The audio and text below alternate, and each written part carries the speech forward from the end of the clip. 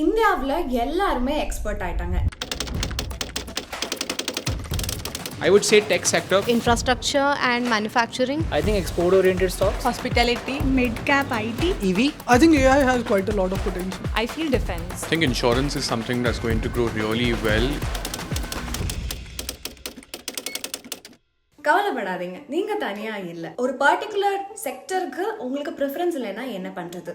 Large cap நிறுவனங்கள்ல முதலீடு செய்யறதா, ஸ்மால் கேப் நிறுவனங்கள்ல முதலீடு செய்யறதா? எனக்கு இந்தியா வளரும் தெரியும், ஆனா மார்க்கெட்ல எந்த பங்கு வளரும் தெரியாதே. எப்படி இந்தியாவுடைய வளர்ச்சியில அந்த பங்கை பத்தி தெரியாம அதை வாங்காம நான் இன்வெஸ்ட் பண்றது?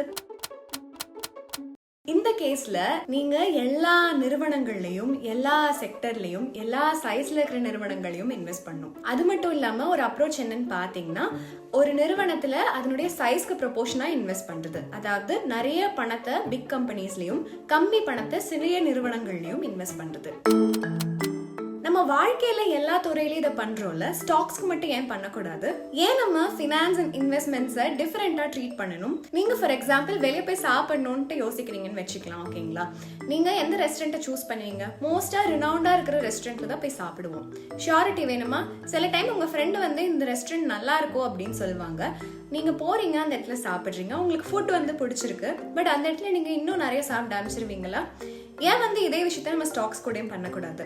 மெஜாரிட்டி ஆஃப் பணத்தை வந்து லார்ஜ் கேப் நிறுவனங்களில் இன்வெஸ்ட் பண்ணும், ஸ்மால் அமௌண்ட்டை ஸ்மால் கேப் நிறுவனங்களையும் இன்வெஸ்ட் பண்ணலாம். உங்களுடைய ரிஸ்க் டேக்கிங் கெப்பாசிட்டியை பொறுத்து நீங்க அக்ரி பண்ணலாம். இது கூட ஸ்மாலர் நிறுவனங்கள் நல்லா பெர்ஃபார்ம் பண்ணி உங்களுடைய போர்ட்ஃபோலியோல ஒரு பெரிய நிறுவனமா வரதுக்கும் வாய்ப்புகள் இருக்கு, கரெக்டுங்களா? அந்த விதத்துல உங்களுக்கு லார்ஜ் கேப் நிறுவனங்களுடைய ஸ்டெபிலிட்டி கிடைக்கும், ஸ்மால் கேப் நிறுவனங்களுடைய அப்சைட் பொட்டென்ஷியலும் கிடைக்கும். இந்த மெத்தடை நீங்க யூஸ் பண்ணீங்க அப்படின்னா, நீங்க ஒரு கம்பெனி வந்து 1 to 100 ஆற அந்த சமயத்துல உங்க போர்ட்ஃபோலியோல இருக்கிற சான்சஸ் வந்து பெட்டரா இருக்கும், ஃபோமோவும் கம்மியாவே இருக்கும். எஸ், கரெக்ட் தான். இன்வெஸ்ட் பண்ணி அந்த ஸ்டாக்கினுடைய ட்ராக்கை பண்ணி அதை பை பண்ணி செல் பண்ணி ரைட் டைம்ல எல்லாத்தையும் பண்றதுலாம் ரொம்ப கடினமான விஷயம் தானே. வெயிட் பண்ணுங்க. ஆக்சுவலி இதை பண்றதுக்கு ஒரு இண்டெக்ஸ் இருக்கு. எக்ஸாக்ட்லி, நிஃப்டி 50 அது ரொம்ப ஃபேமஸான இண்டெக்ஸ், நமக்கு தெரியும். பேசிக்கா இந்தியாவில் இருக்கிற 50 டாப் லார்ஜஸ்ட் நிறுவனங்கள் இந்த இண்டெக்ஸ்ல இருக்கும். சிமிலரா நிஃப்டி டோட்டல் மார்க்கெட் இண்டெக்ஸ் ஒரு இண்டெக்ஸுங்க. இதுல 96% இருக்கிற எல்லா பங்குகளும் இருக்குங்க. லார்ஜ் கேப் நிறுவனங்கள் பல்கா இருக்கும் இந்த போர்ட்ஃபோலியோல, மீதி எல்லாம் ஸ்மால் கேப் அண்ட் மிட் கேப்புக்கு உள்ளர இருக்கும், மீதி பர்சன்டேஜஸ். ஸ்மால் கேப் நிறுவனங்கள் வந்து லார்ஜரா க்ரோ ஆகும், அதுக்கப்புறமா கொஞ்ச நாள் கழிச்சு போர்ட்ஃபோலியோல ஒரு லார்ஜர் பார்ட் ஆயிடும் அப்படின்னு நம்ம சொல்லலாம்.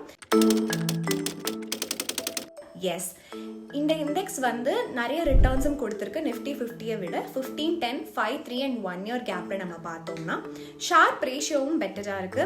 எவ்வளோ ரிஸ்க் நம்ம அதிகமாக எடுக்கிறோமோ அவ்வளோ ரிட்டர்ன்ஸ் நமக்கு மார்க்கெட்ல கிடைக்கும் தெரியும். ஸோ ரிஸ்க் ஹையா இருந்துச்சு, ரிட்டர்ன் மினிமலா இருந்தது, அந்த இடத்துல தான் ஷார்ப் ரேஷியோ உள்ள வருங்க. இந்த பர்டிகுலர் ரேஷியோ வந்து உங்களுக்கு எவ்வளோ ரிட்டர்ன் கிடைக்கும் பர் யூனிட் ஆஃப் ரிஸ்க்கு அப்படிங்கிறத காட்டும். இதுக்காக தான் நீங்க எல்லாரும் வெயிட் பண்ணிட்டு இருக்கீங்க. Groww வந்து இந்தியாவுடைய first total market index fund launch பண்ணியிருக்காங்க. இந்த இண்டெக்ஸ் ஃபண்டுடைய எய்ம் வந்து நிஃப்டி டோட்டல் மார்க்கெட் இண்டெக்ஸை ரெப்ளிகேட் பண்றது தான். நீங்க இதுல டோட்டல் மார்க்கெட் ஃபண்ட்ல வெறும் 100 ரூபாய் கொடுத்து SIP மூலமா நீங்க இன்வெஸ்ட் பண்ண ஆரம்பிச்சிடலாம். டீடைல்ஸ் எல்லாம் உங்களுக்கு ஸ்கிரீன்ல தெரியும். Yes, total market index fund வந்து யூஎஸ்லயும் இருக்கு. இன்ஃபேக்ட் லார்ஜஸ்ட் இண்டெக்ஸ் ஃபண்ட் வந்து Vanguard's total stock market index, அதனுடைய நெட் அசெட்ஸ் வந்து $1.4 trillion இருக்கு. வெயிட் பண்ணிட்டே இருங்க, அடுத்த தரம் நம்ம மீட் பண்ணலாம். நன்றி, வணக்கம். மியூச்சுவல் ஃபண்ட் முதலீடுகள் சந்தை அபாயங்களுக்கு உட்பட்டவை.